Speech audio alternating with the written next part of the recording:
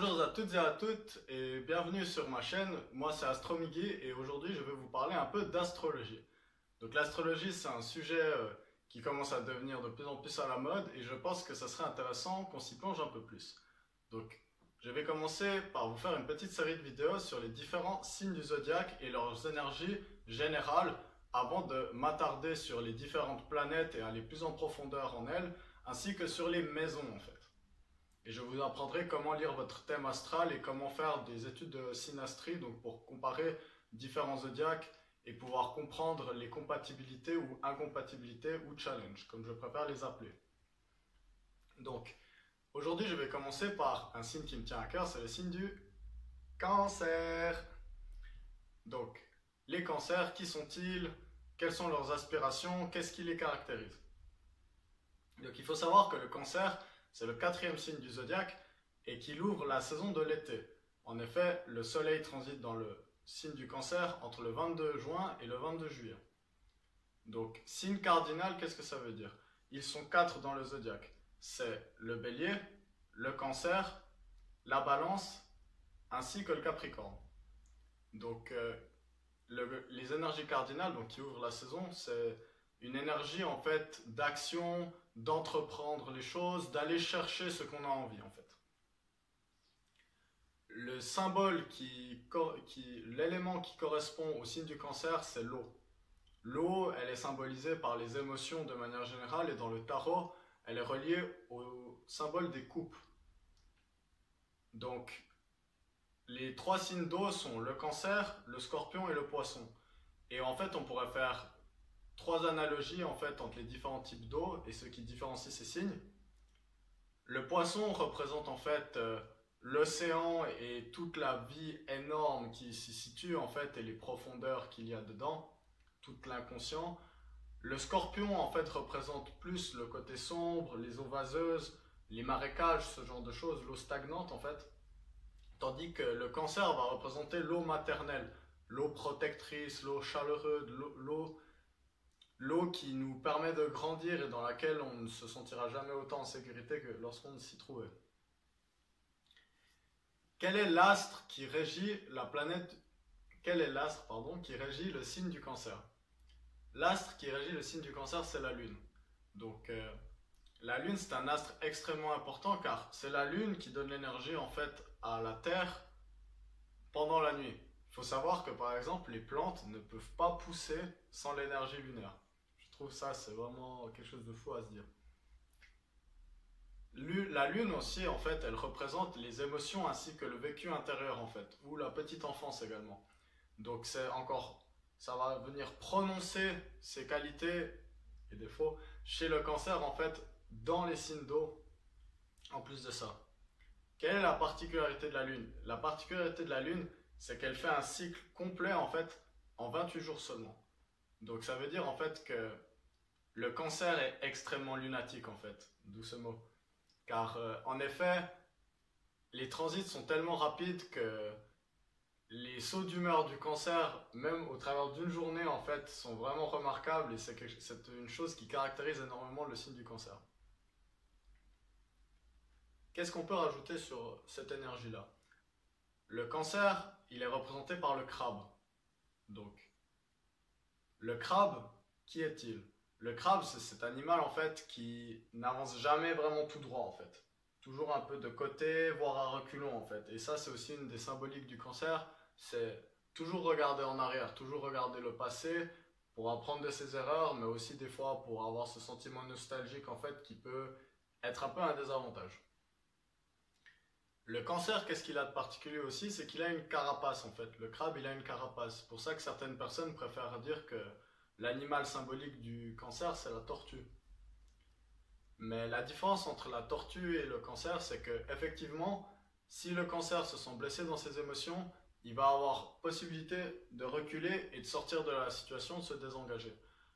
Par contre, je pense qu'à la différence de la tortue, le Cancer, il a aussi l'option de vraiment pouvoir pincer très fort. Et pour ça, je vous parlerai par exemple de Conor McGregor, qui a à la fois le soleil et la lune en Cancer, et qui n'est pas du genre à reculer quand il y a besoin. Donc le Cancer aussi, c'est un signe qui peut se montrer extrêmement défenseur, surtout si on touche à ses êtres aimés. Car oui, en effet, le cancer, c'est le signe de la famille. En effet, relié à la quatrième maison, c'est le signe par excellence de la maternité en fait.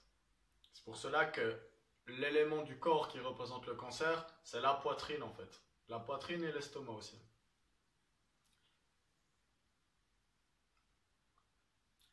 Signe familial et maternel par excellence, il a besoin d'une intuition extrêmement forte en fait, car on le sait bien, lire les besoins d'un enfant de jeune âge, c'est très compliqué.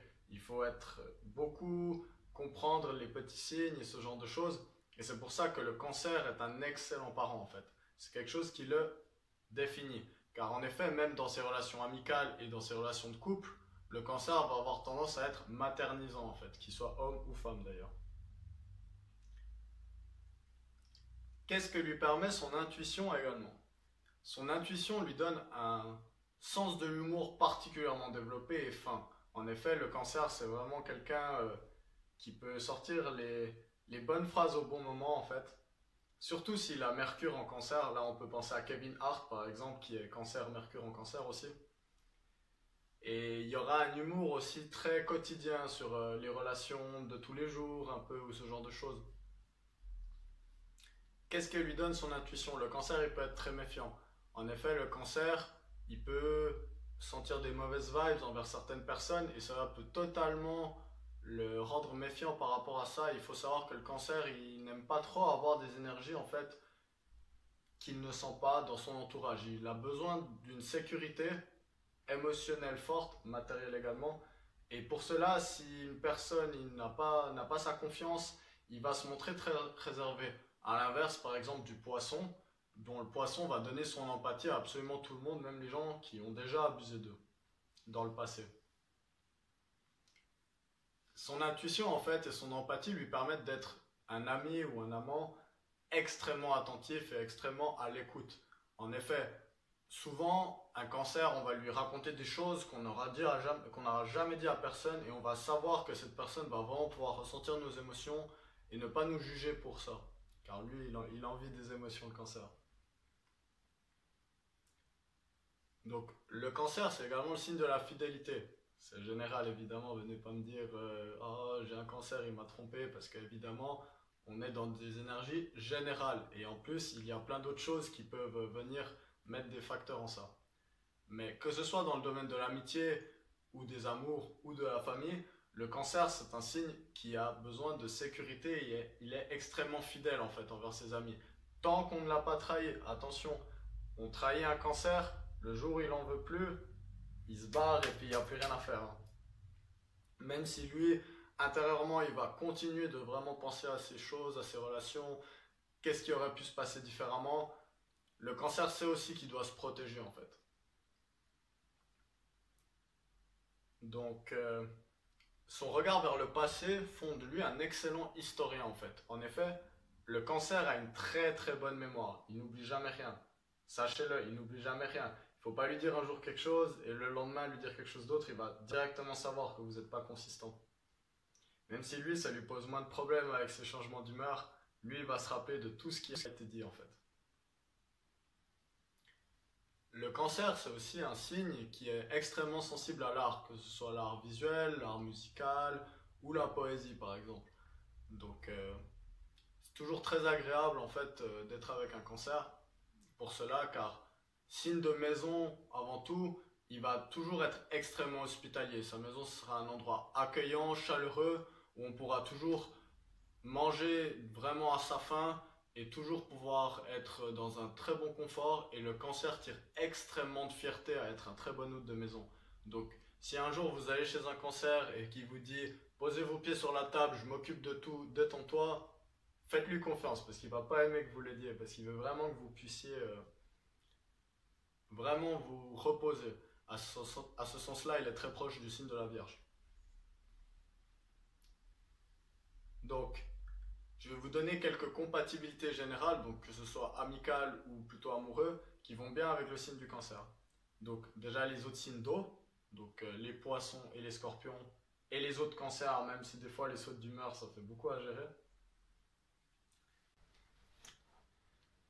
Parmi les autres compatibilités, on retrouve aussi tous les autres signes de terre, c'est-à-dire la Vierge, le Capricorne et le Taureau.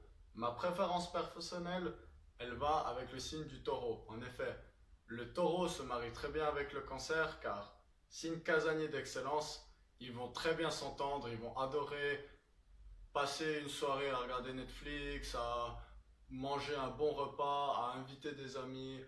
Pas besoin de se prendre la tête, on reste aux alentours, dans la nature, c'est très bien. Et en plus, le taureau va pouvoir apporter une stabilité, une sécurité matérielle qui va être très appréciée chez le cancer, tandis que le cancer, lui, va apporter de l'empathie et un bain d'émotion au cœur un peu dur des fois que le taureau peut avoir.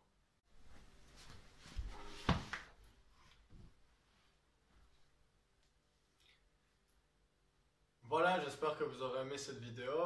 Donc, amis cancer, surtout n'oubliez pas, prenez soin de vous, c'est très important. Avant de prendre soin des autres, assurez-vous que vous êtes dans un endroit stable, car si vous faites un burn-out, ça sera plus possible d'aider les autres.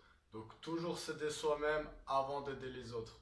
Une fois qu'on est stable, n'hésitez pas à donner cet amour. Le monde a vraiment besoin de cet amour maternel que le cancer peut apporter. Et vous trouverez vraiment des personnes qui seront reconnaissantes de cet amour et qui vous lâcheront jamais. Donc voilà, j'espère que vous aurez aimé et je vous retrouverai dans une prochaine vidéo pour parler d'un nouveau signe astrologique. Merci à tous et namasté.